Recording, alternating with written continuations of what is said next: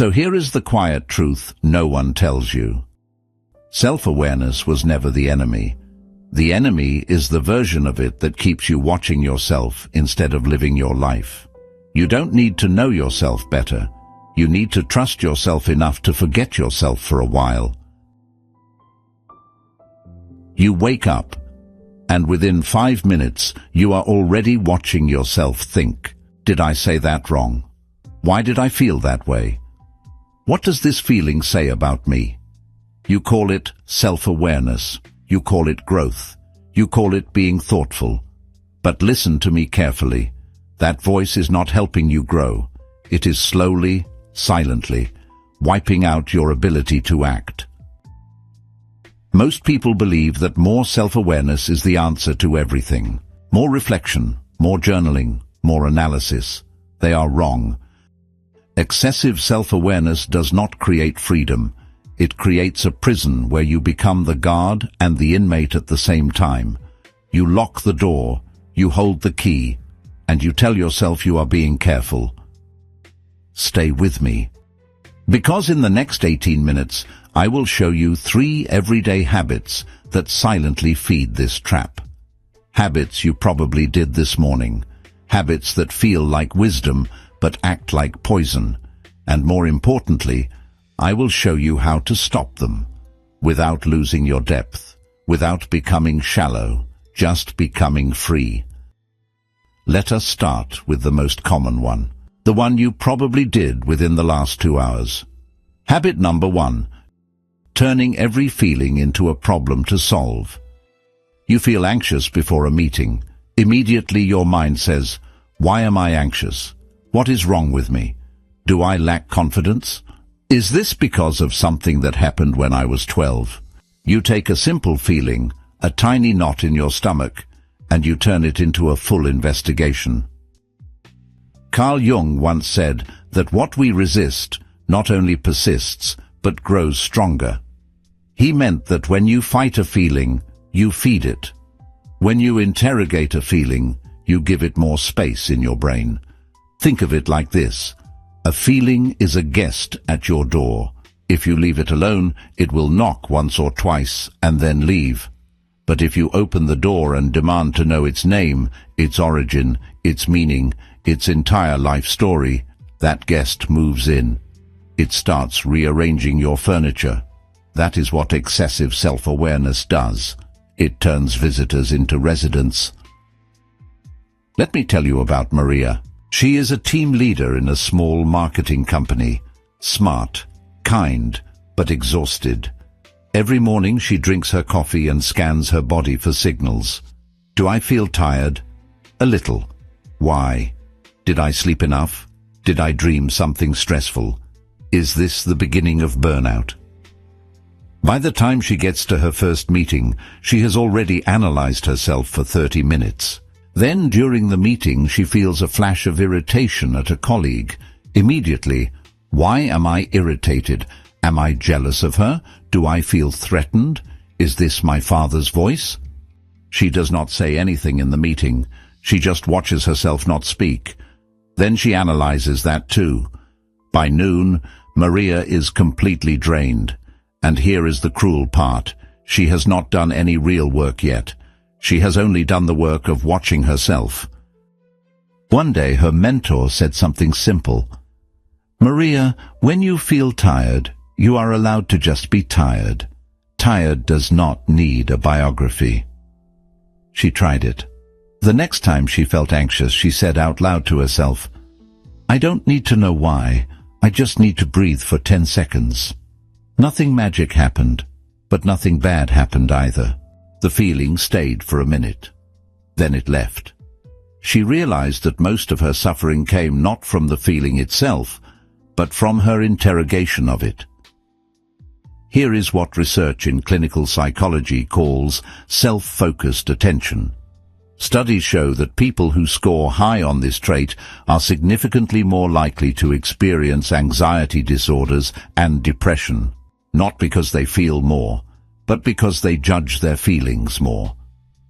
A 2015 study in the Journal of Abnormal Psychology found that rumination, repetitive self-analysis, is a stronger predictor of depression than the actual negative events in a person's life.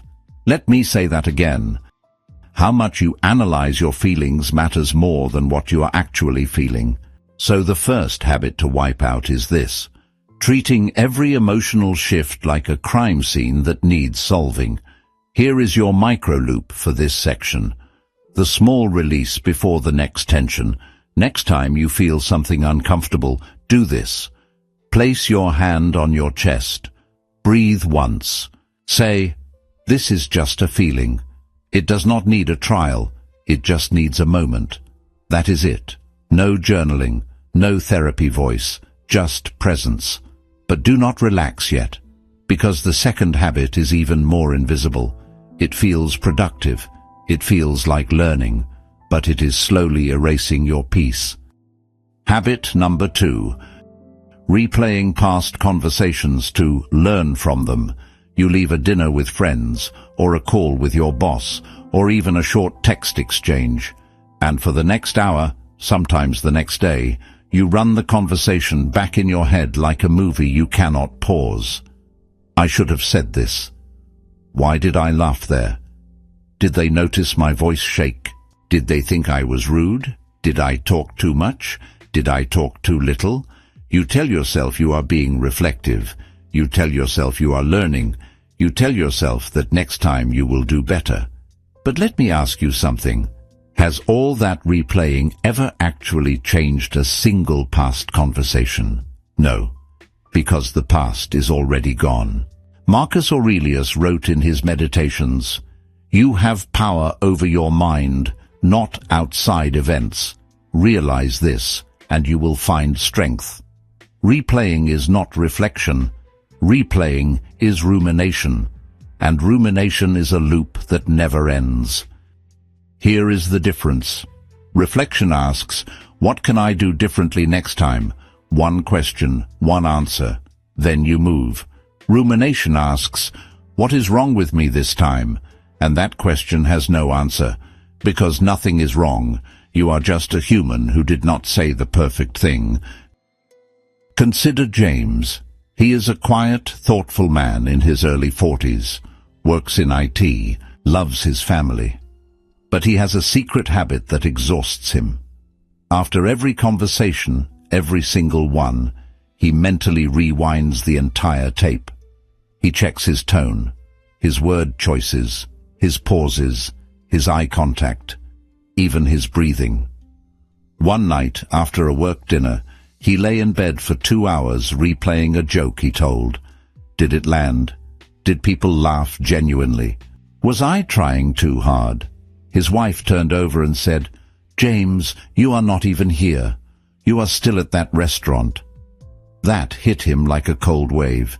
He realized he had not been present for his wife for 2 hours. He had been performing an autopsy on a joke that no one else remembered, so he tried a small experiment. For 1 week after any conversation, he allowed himself exactly 2 minutes to note one useful lesson. Just one. Then he closed the mental door. He imagined a heavy door in his mind with a lock.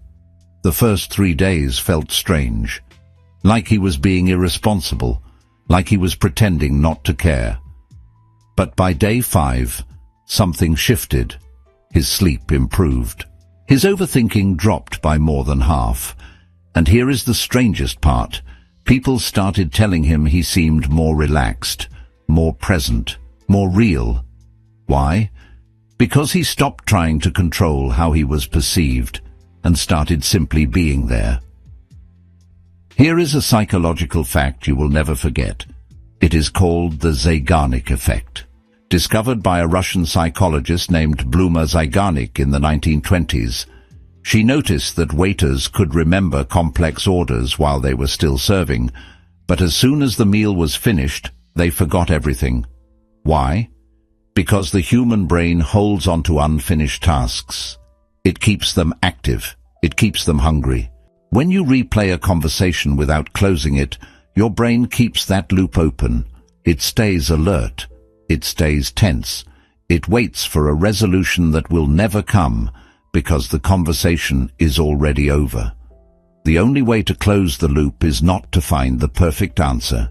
It is to decide that the conversation is finished, done, complete. You do not need to review it. You do not need to grade it. You just need to leave it where it belongs, in the past. Friedrich Nietzsche once wrote, "The essential thing in heaven and earth is that there should be a long obedience in the same direction." He meant that progress comes from moving forward, not looking backward at every step. So here is your second micro-loop, the release before the final tension. After your next conversation, take 10 seconds. Say to yourself, "That is done, I am here now." Then physically turn your head or shift your body. Use a small motion to mark the end. Try it once. You will feel the difference immediately. Now, most videos would give you a third habit that is weaker, a throwaway. But I saved the most invisible one for last. This one wears a mask called growth, and it is the hardest to see. Habit number 3. Asking, "What does this say about me?" for everything. You read a book and do not cry. You watch a sad movie and feel nothing. You feel jealous of a friend's success. You feel angry at your partner for no reason. And immediately the voice appears. What does this say about me? Am I cold? Am I broken? Am I secretly a bad person? Friedrich Nietzsche warned about this more than 100 years ago. He said that when you turn every event into a mirror, you stop seeing the event itself. You only see your own reflection. He wrote, "You have your way, I have my way. As for the right way, it does not exist." He meant that life is not a test of your character. It is a river, and you are not supposed to analyze every drop. You are supposed to swim. Carl Jung added something even more important. He said that the goal of life is not to become perfect. It is to become whole. And wholeness includes contradiction. It includes moments where you do not understand yourself. It includes feelings that do not fit your story. When you ask, "What does this say about me?" for everything, you are trying to force your life into a neat story. But life is not neat, and you are not a character in a book. You are a living, breathing, messy human. A young woman named Aisha loved self-improvement. She read books. She listened to podcasts. She journaled every single night. But her journal became a courtroom. She wrote things like, "Today I felt angry at my partner because he forgot to text me. Does that mean I am controlling? Does that mean I have abandonment issues? Does that mean I am not ready for love?" She wrote, "Today I wanted to be alone instead of seeing friends. Does that mean I am depressed? Does that mean I am pushing people away? Does that mean I am broken?" Every feeling became a diagnosis. Every small moment became evidence in a trial against herself. One afternoon, she was sitting in a park crying over a journal entry. An older woman sat next to her, a stranger, and asked gently, "Are you okay?" Aisha explained her whole system. The journal, the questions, the fear that something was wrong with her. The older woman listened. Then she said something simple. "Sweetheart, sometimes anger is just tiredness. Sometimes jealousy is just a wish, not a wound. And sometimes wanting to be alone just means you need a nap." Aisha laughed. Then she cried harder, because she realized she had been torturing herself with meaning for years. She stopped asking, "What does this say about me?" She started asking 2 new questions.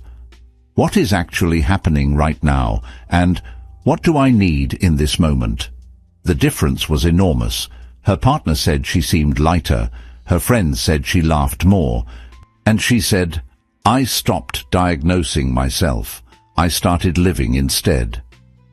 Here is the calm truth from modern research. Psychologists distinguish between 2 things that sound the same, but are completely different. First is self-reflection. That is asking, what happened? What did I do? what can I learn? 1 or 2 questions, then action. Second is self-rumination. That is asking, why me? What is wrong with me? What does this mean about my worth as a human? Endless questions, no answers, just suffering. Studies show that self-rumination is linked to higher rates of anxiety, depression, and even physical illness. Not because feelings are dangerous, but because the constant search for meaning in every small event creates chronic stress. Marcus Aurelius said it best, "You do not have to turn this into something. It does not have to trouble you." Think about that. He was an emperor. He had real problems, wars, betrayals, plagues, and he still said, "Not everything needs to be turned into a statement about you."